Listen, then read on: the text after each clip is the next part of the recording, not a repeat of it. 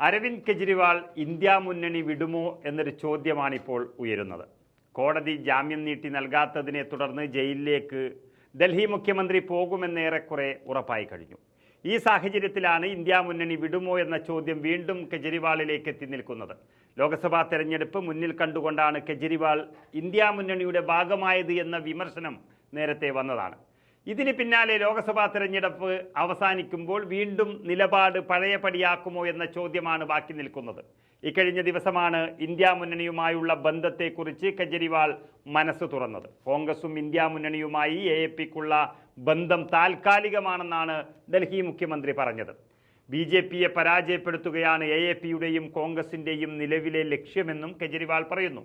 അതായത് തെരഞ്ഞെടുപ്പിന് പിന്നാലെ വീണ്ടും കെജ്രിവാൾ കോൺഗ്രസിനെതിരെ തിരിയുമോ എന്നാണ് ഏവരും ഉറ്റുനോക്കുന്നത്. കെജ്രിവാളിൻ്റെ വാക്കുകൾ ഇങ്ങനെയായിരുന്നു: പാർട്ടിയും കോൺഗ്രസും തമ്മിൽ സ്ഥായിയായ ഒരു ബന്ധവുമില്ല.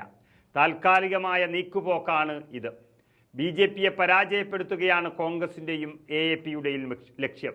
അതിനുവേണ്ടി ഞങ്ങൾ ഒരുമിച്ച് നിൽക്കുകയാണ്. ഇന്ത്യ ടുഡേയുടെ രാജ്ദീപ് സർദേശായിക്ക് നൽകിയ അഭിമുഖത്തിലാണ് കെജ്രിവാളിൻ്റെ ഈ പരാമർശമുണ്ടായത്. തെരഞ്ഞെടുപ്പിൽ ജനവിധി അനുകൂലമാകുമെന്ന ഉറച്ച ശുഭാപ്തി വിശ്വാസമുണ്ടെന്നും കെജ്രിവാൾ പറയുന്നു. ലോക്സഭാ തെരഞ്ഞെടുപ്പിൽ പ്രതിപക്ഷമായ ഇന്ത്യൻ സഖ്യം വിജയിക്കും. ജൂൺ 4-ന് ഒരു വലിയ മാറ്റമുണ്ടാകാൻ പോകുകയാണെന്നും AAPയുടെ ദേശീയ കൺവീനർ കൂടിയായ അരവിന്ദ് കെജ്രിവാൾ പറയുകയാണ്.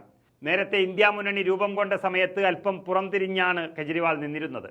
ഇതിന് തൊട്ടു പിന്നാലെ മദ്യനയ കേസിൽ നേതാക്കന്മാർ ഒന്നൊന്നായി അകത്തു പോയതോടുകൂടിയാണ് കെജ്രിവാൾ ഇന്ത്യ മുന്നണിയുടെ ഭാഗമായത്. തെരഞ്ഞെടുപ്പ് സമയത്ത് മാത്രം മുഴച്ചു നിൽക്കുന്ന BJP വിരോധം ഭാവിയിൽ ദോഷം ചെയ്യുമെന്ന് കെജ്രിവാൾ തിരിച്ചറിയുന്നില്ല എന്നതാണ് സത്യം. തെരഞ്ഞെടുപ്പ് കഴിയുന്നതിന് പിന്നാലെ വീണ്ടും പഴയ പോലെ കോൺഗ്രസിന് നേരെ തിരിഞ്ഞാൽ അത് BJPക്ക് ഇരട്ടി ബലം നൽകുന്നതിന് കാരണമാകും. 1990കളിൽ പ്രാദേശിക പാർട്ടികളുടെ അന്ധമായ കോൺഗ്രസ് വിരോധമാണ് BJPയുടെ ഇന്നത്തെ വളർച്ചയ്ക്ക് വഴി വച്ചതെന്ന സത്യം ഇനിയെങ്കിലും കെജ്രിവാൾ തിരിച്ചറിയേണ്ടതുണ്ട്.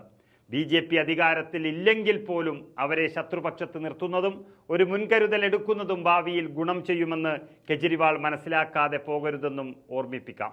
നിലവിൽ ജൂൺ 1 വരെ നടക്കാനിരിക്കുന്ന ലോക്സഭാ തെരഞ്ഞെടുപ്പിന്റെ പ്രചരണത്തിനായി ഇടക്കാല ജാമ്യത്തിലാണ് അരവിന്ദ് കെജ്രിവാൾ. സുപ്രീം കോടതിയുടെ നിർദ്ദേശപ്രകാരം ജൂൺ 2-ന് AAP നേതാവിന് തിഹാർ ജയിലിൽ കീഴടങ്ങേണ്ടി വരും.